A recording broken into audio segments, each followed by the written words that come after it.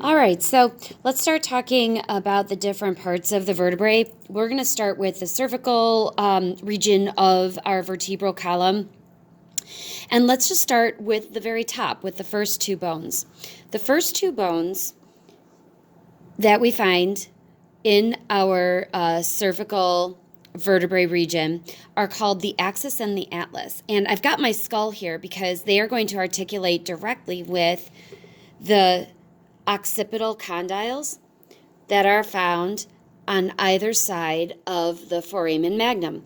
And if you recall, these are just bumps that are found on either side. Well, the purpose of those bumps are to articulate with, oh gosh, my skull has seen better days, I think.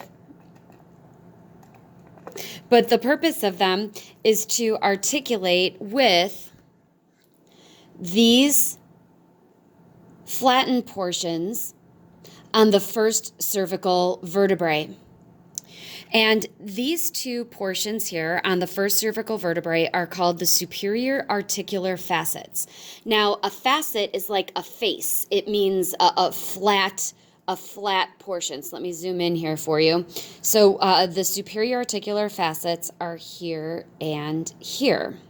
Now, you're also going to have facets that are on the other side, but you can see that the shape on the inferior side is a little bit different. Here they're a little bit more angled towards the center, and they're a little bit wider in order, again, to fit right on top of those occipital condyles around the foramen magnum, like this. And so that, let me just zoom out for you. So that is going to allow you to move your skull to nod yes. Okay, so this bone, this C1 or cervical vertebrae number 1, this is called the atlas. It's called the atlas. And you can see that it has no body. So there's no large chunk of bone at the anterior side. Instead, you just have this little arch. And then, so this is the anterior portion. You can see that the posterior side of this bone has a longer arch. So the posterior side is a little bit longer than the anterior side. And then, of course, you have the two superior articular facets that will fit in with the occipital condyles. The very large hole that we have in the center, this is called the vertebral foramen. Now, you've seen the word foramen before when we were talking about the magnum foramen. A foramen is simply a hole. And then finally, the parts that are found on the lateral aspects of cervical vertebrae 1, or the atlas, and let me point it out on this side, these are called the transverse processes. So processes are simply like parts of bone that are going to stick out from the bone itself. And since these are laterally placed, they're on the sides across from each other, they're called the transverse. Trans means across.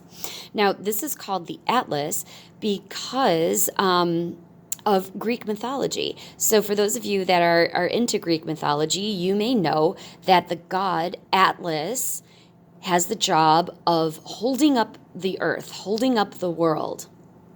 Well, in our bodies, our world is our brain, which is encased in the skull. And C1 is called the atlas because it holds up the skull, the part that encloses our world. So C1 is called the atlas. Now C2 is called the axis. And you can see that C2 has a very different shape, right? So C2 is called the axis, and it's named the axis because of this peg of bone, which is called the odontoid process. It's also got a second name called the dens, D-E-N-S. So the dens/odontoid process is this here. And this odontoid process is going to fit just inside the anterior arch of the atlas. And what this is going to allow is for the skull to move so that you can rotate it and shake your head no. So I'll see if I can maybe demonstrate that with my skull that's seen better days here. There we go. So this is how the atlas and the axis would articulate with the skull, and then the skull can rotate. Oops, all falling apart. But the skull can then, we can contract our muscles, and because of the way that we have the structure between the axis and the atlas, we are able to move our head side to side. Now, this is, again, called the axis. We refer once again to the globe. There's an imaginary rod that goes through our Earth called the axis, and as the Earth turns on its axis, we're going to get a change in the days. So this is a rod that goes right through my atlas. All right, so atlas is C1, axis is C2. There's a couple of other things that I want you to know on the axis, which is C2 again. And this larger portion, this larger bump of bone that is found at the bottom that connects with the odontoid process, this is the body of our axis. And our axis also has a portion that sticks out from the posterior side. This is called the spinous process. So this is going to be, the spinous processes are going to be found on all of the other vertebrae, and they are going to form the bumps that you feel when you run your finger down somebody's back. So this is called the spinous process.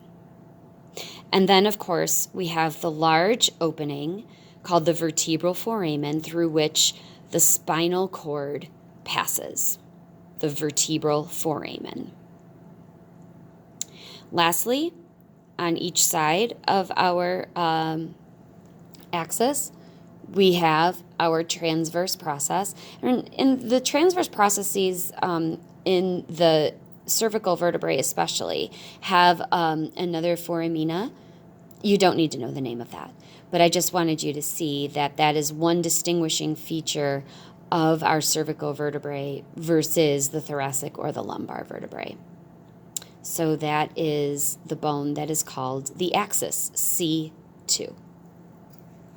Okay, so let us now take a look at the three basic kinds of vertebrae that we have in our body, in our vertebral column. So, as I mentioned, we have 7 cervical vertebrae. We talked about 2. The other 5 have a general shape that looks like the one that I'm pointing to here. We have 12 thoracic vertebrae, which have this general shape. And then we have 5 lumbar vertebrae.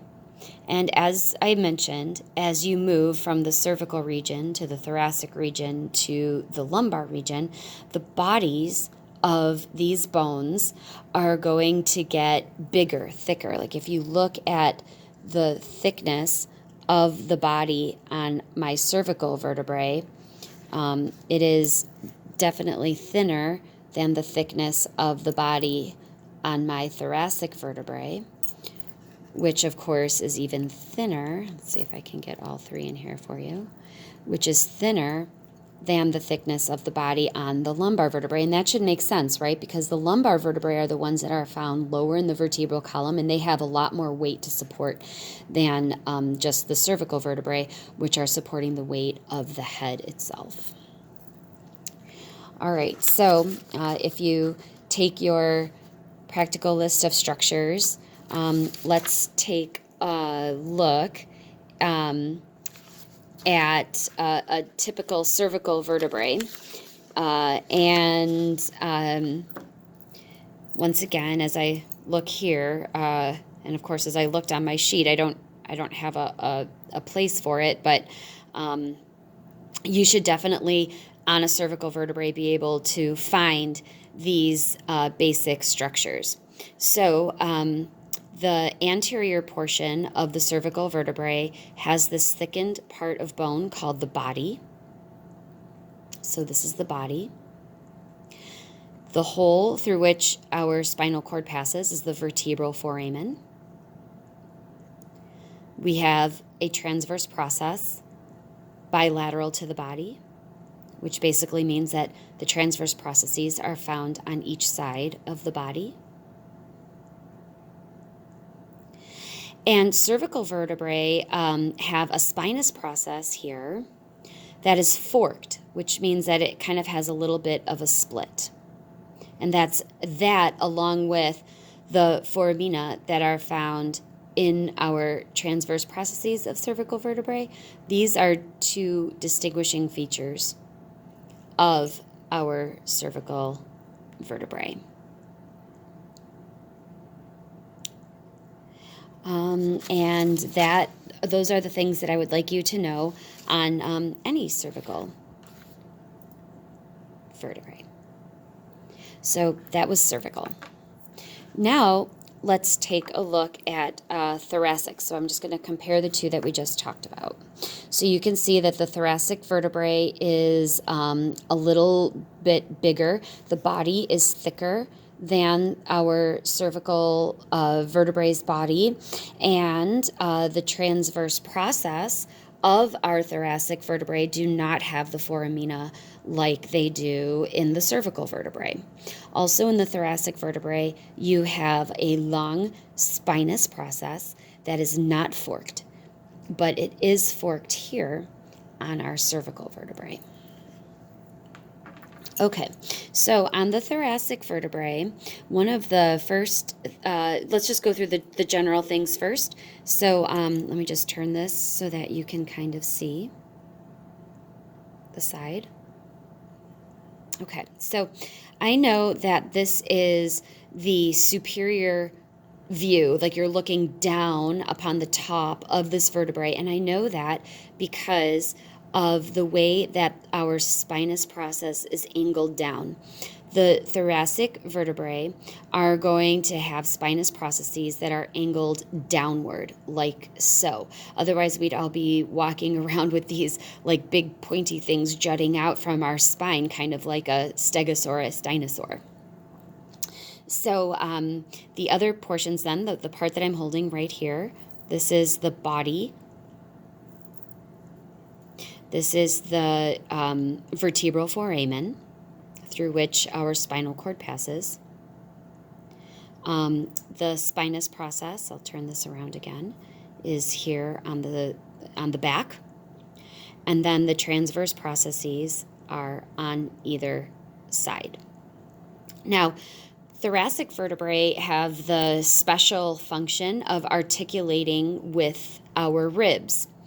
And they are going to articulate with our ribs, like the rib is going to come in between the bodies of two thoracic vertebrae. So this is a thoracic vertebrae that's found in the middle of the region.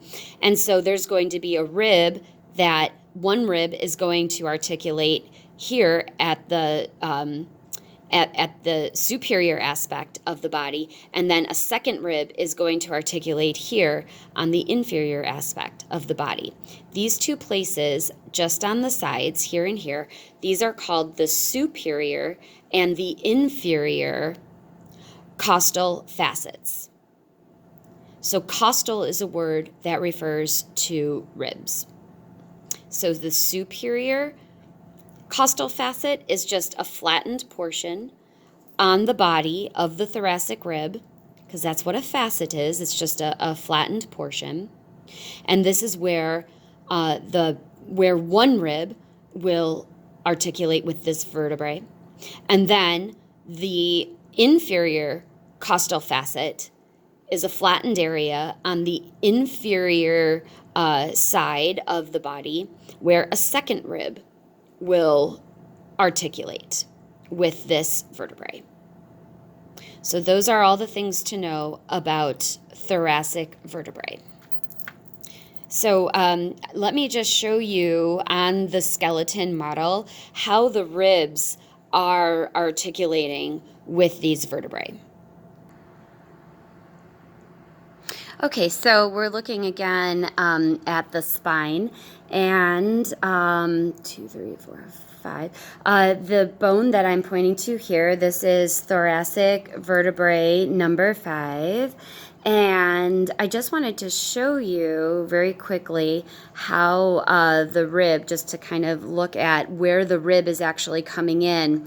So this is the vertebral end of the rib, and you can see that it's articulating not only to thoracic vertebrae number 5, but also to thoracic vertebrae number 6 at the bottom. So the rib is kind of coming in between, is coming in between the two ribs. And then like down here, you can see the rib is coming in between the two vertebrae. I'm sorry, I think I said the two ribs before. But the rib is coming in between the two vertebrae.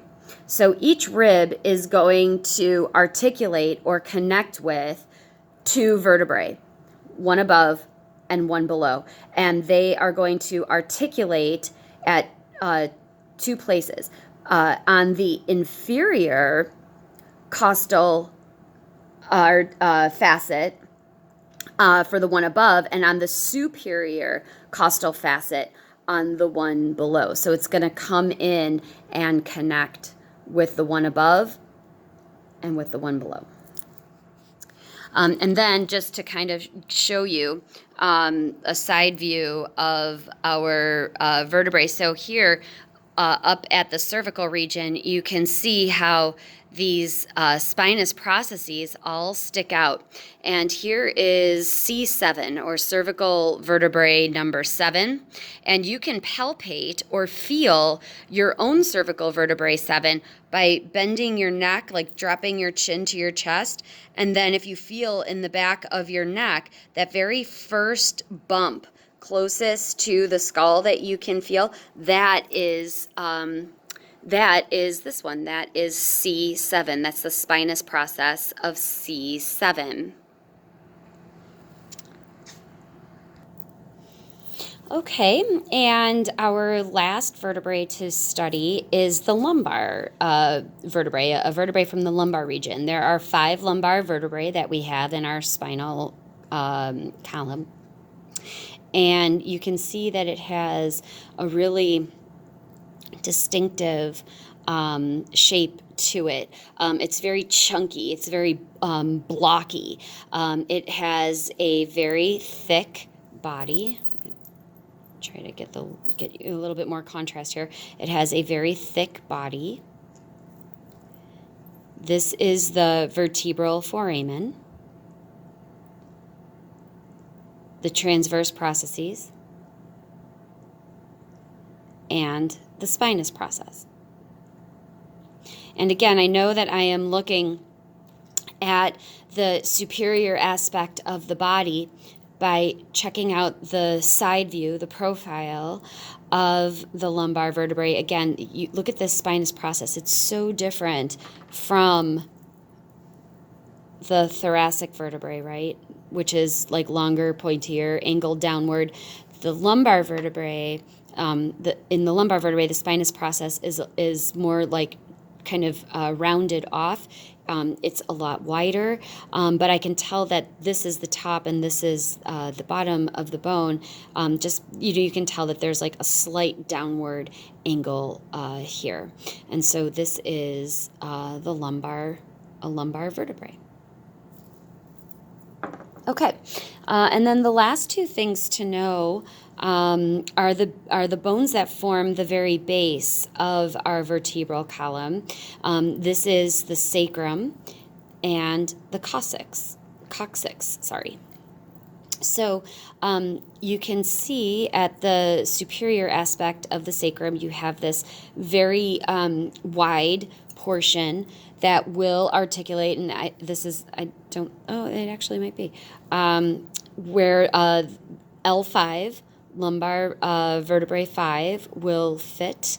And then there's also a cartilaginous disc that would fit in between those. And then the sacrum has these wings, which are called ala. You don't need to know that. That's more of a nice to know term, that are going to articulate with the pelvis. So as you can see, we have remnants of spinous processes here, forming this ridge through the center of the sacrum. And this is just evidence that the sacrum is actually formed by about 5 smaller vertebrae that fuse together. And then, of course, just like everything in anatomy, like all of these holes have names. There's even holes here in the back. The holes are passageways for nerves to come out of the holes and then to innervate the lower extremities. But we don't need to know all those names. So this top portion, this large, thicker top portion, this is the sacrum. And then this bottom portion here is called the coccyx. And the coccyx is our tailbone. It's a remnant of a tail, just like a dog or a cat has. And it is formed by the fusion of 3 to 5 smaller vertebrae. It's going to vary from one person to the next. All right, and so that is vertebral column. That's part 2 of our axial skeleton bone lab. And I just wanted to say that, I apologize for not having a separate place for the cervical vertebrae for you to make those notes. But just know that also for the cervical vertebrae, you must know body, transverse process, spinous process, and vertebral foramen. And so these are all of the different types. And then do remember that C1 and C2, the first cervical vertebrae and the second cervical vertebrae, are different from the other cervical vertebrae. This, once again, is C1, and this is called the atlas. And this is C2, and it is called the axis. And I'll just tip this guy up a little bit so that you can better see that bony projection called the dens or the odontoid process. Okay, thanks for watching. I hope you enjoyed it and that you learned a lot.